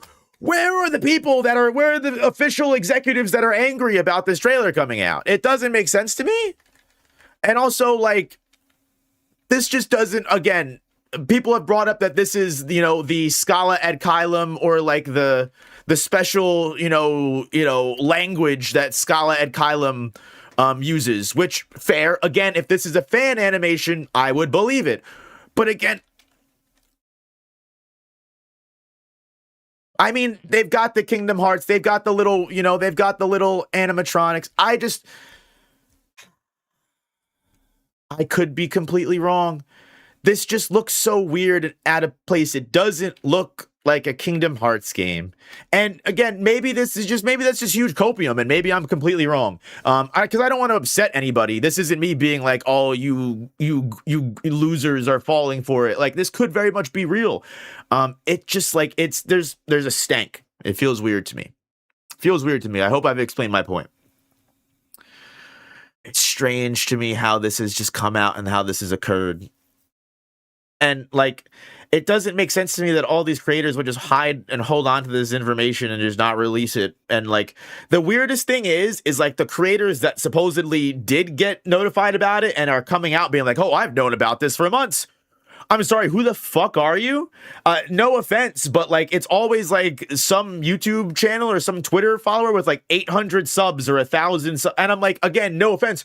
Who are you? Why did you get shared the missing link trailer? But like Jared from the Gamers Joint, HMK, Skyward Wing, all of these humongous Kingdom Hearts creators that are bigger and have been around even longer than anyone, that like most likely would have gotten sent the video by someone in their community if it was really out there just trailing it doesn't pass the smell test. And again, maybe I'm just wrong.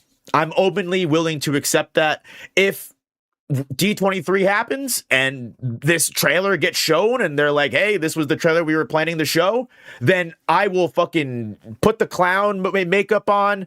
I'll do a little jig and a dance for everyone on the internet to make fun of me and embarrass me. But like, I'm not putting my seal of approval on this one until I actually get some better confirmation, because it just seemed, the whole situation seems weird to me, but that's just me. I could just be wrong.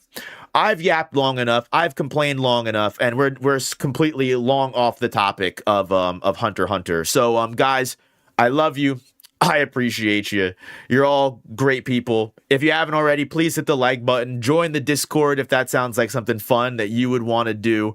And all y'all, be good. Have a good night. Have a good week. A good weekend.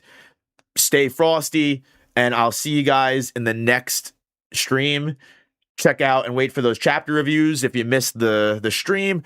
And again, don't forget about the other No Operator channel. Please feel free to check out some content if you want more stuff to see, guys. Love y'all. You're all great. Appreciate you. I'll catch you guys in the next one. Peace.